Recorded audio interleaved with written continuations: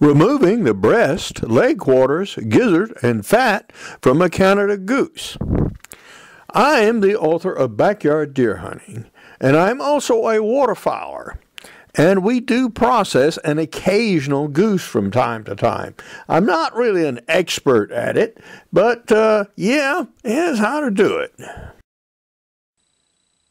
This is Hovey Smith, the Backyard Sportsman. And we're back here in the knife shop with another goose. Yep. And we're going to work it with two of our new knives.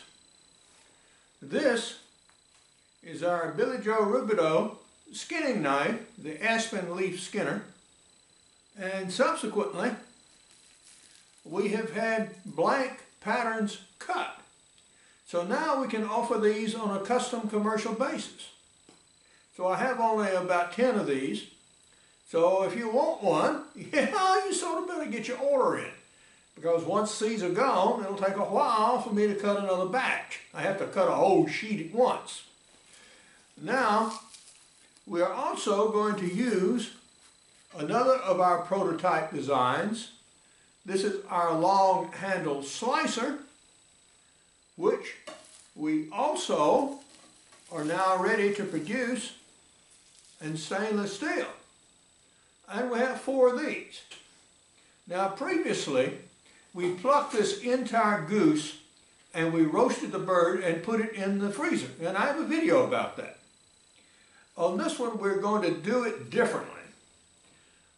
Many people get a little bit excited about plucking geese. It takes a while to pluck an entire goose.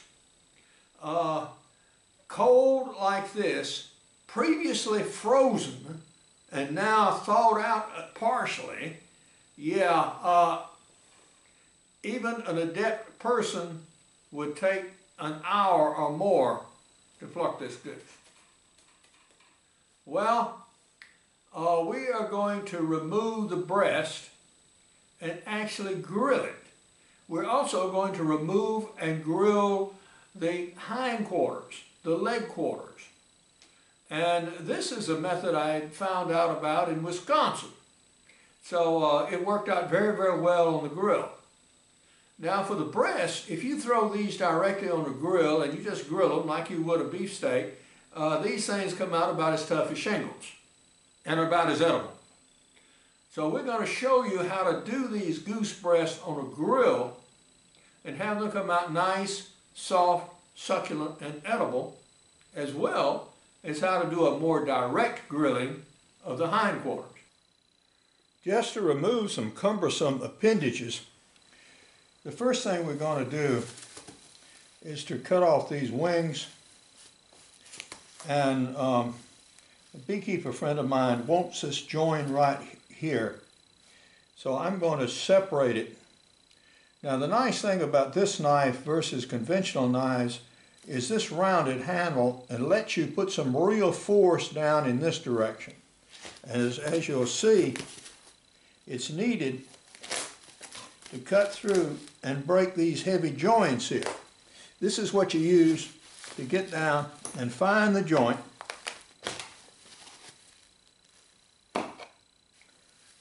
Break it.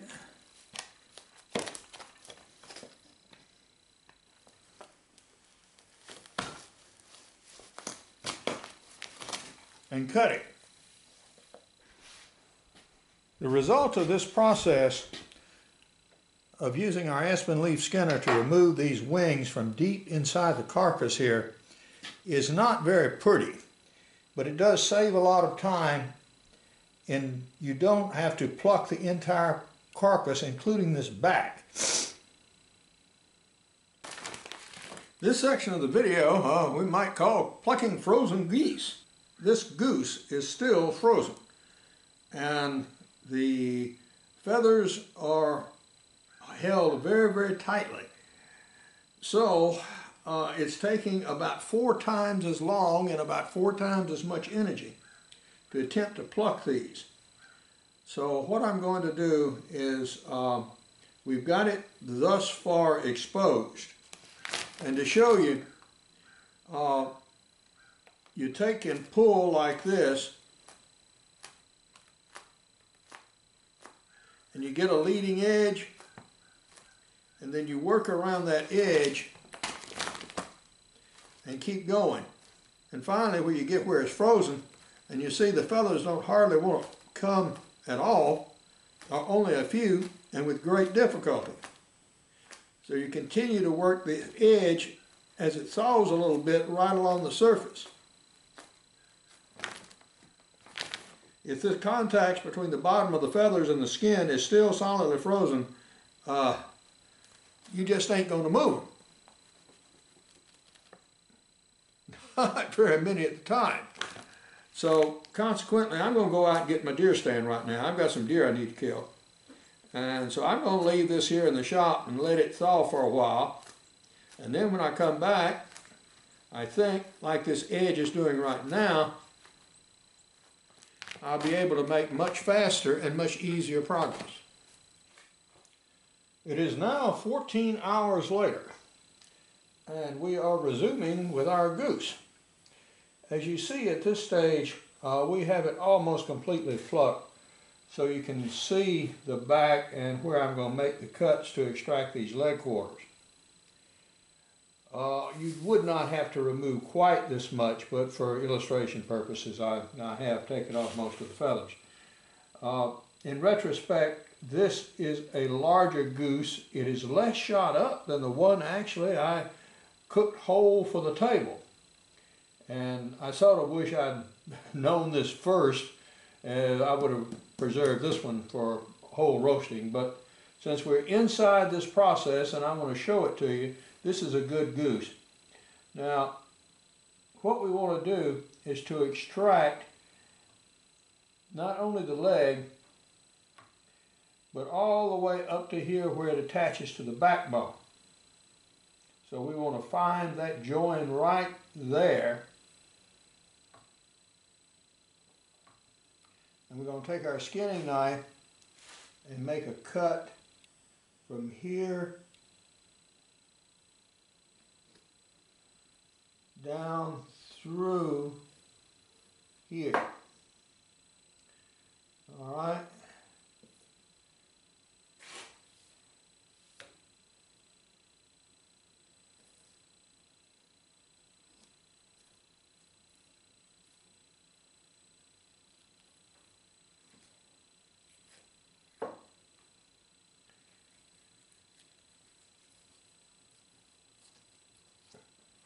The meat is still very cold to the touch.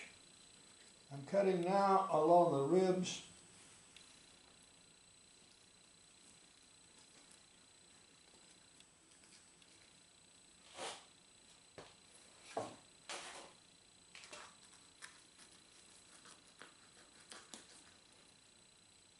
There we go.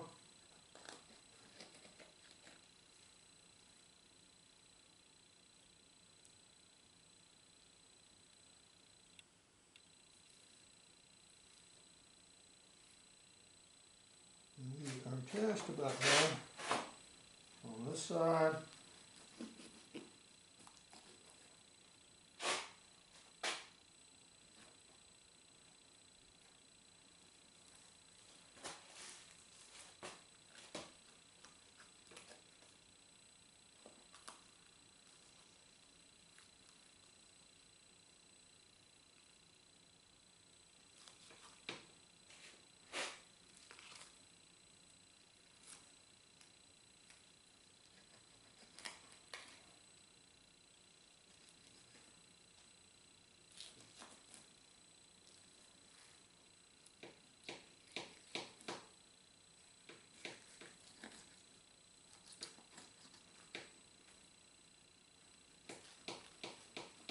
You want to get as deep into this backbone here as you feel you can.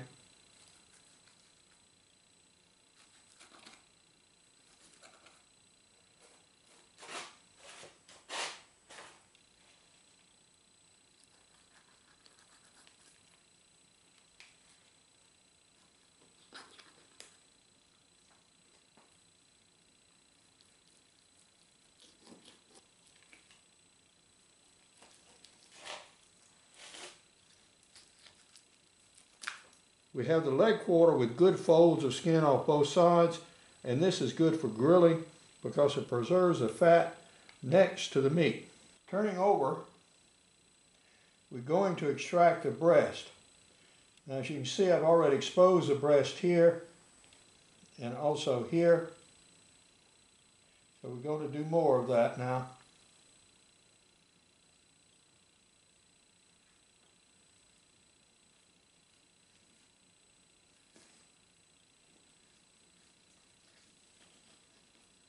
I'm cutting down to the rib cage. So I can feel the ribs here. I'm going to cut up along the ribs and peel back.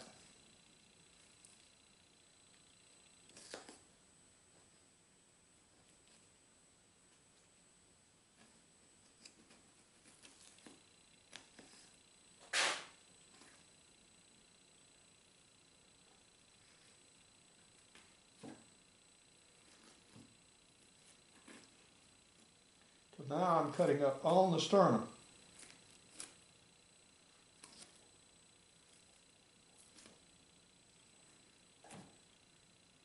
And there's a nice slab of goose meat for grilling. Just for the sake of variety, we'll do this one from the opposite way and cut from the sternum down.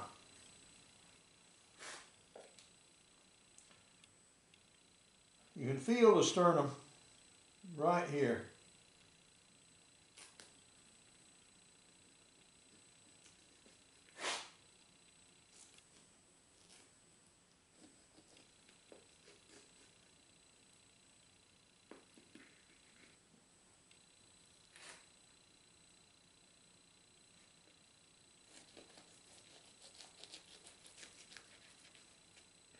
Actually cutting on the side of the wishbone here.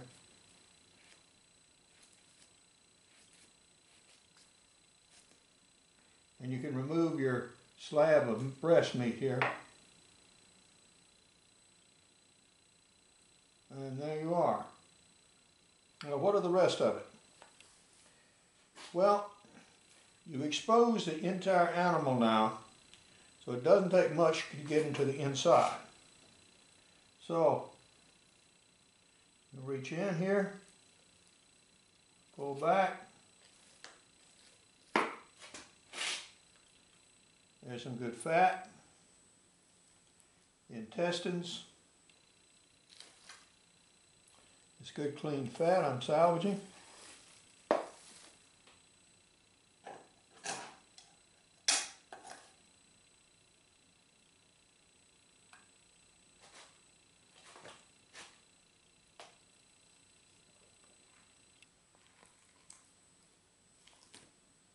Here. And the gizzard are my favorite parts. We have now returned the shop to more normal conditions thanks to the shop vac. And we scarfed up all the loose feathers with that. And the carcass and the other feathers are in that dog food bag back there, so I can throw those out. Now, about the entire process. The fact that that goose was pre-frozen and took, as it turned out, nearly 3 days to thaw before we could really work it, slowed things down considerably. Ordinarily, if you had a fresh, warm goose, yeah, it just takes a few minutes to tear the feathers off. And I did breast the goose and leave the skin on. And I did this because it helps much in the cooking process. Now, I'll show that in a later video. So we managed to salvage the leg quarters, we managed to salvage the breast, we took the gizzard, the liver was bloodshot, so I didn't take it. We also salvaged clean fat from the inside, which I will render to make soups and dressing from. So we did get more than the goose and just taking out the breast. And you can do that. And these leg quarters are particularly good when grilled, by the way. So for now, this is Hovey Smith, reminding you to hunt what you eat and eat what you hunt. Be legal, be ethical, be safe, goodbye, God bless, and see you next time. Not only do I talk about deer hunting, I also talk about waterfowling and backyard deer hunting and have much more to say about it in extreme muzzleloading. This is the logo of my new company, Hovey's Knives of China, and here are some of the designs that we have made based on ancient designs and our Aspin leaf skinner while I was working on it. The stainless steel skinner is available for $200 plus shipping. The long handle slicer is more expensive depending on options. For more information on Hovey's Knives of China, you can go to the blog below. For more information, my books, blogs, and nearly 600 videos, you can go to my website, www.hoveysmith.com. Good hunting and good eating from the outdoors. Goodbye, and God bless.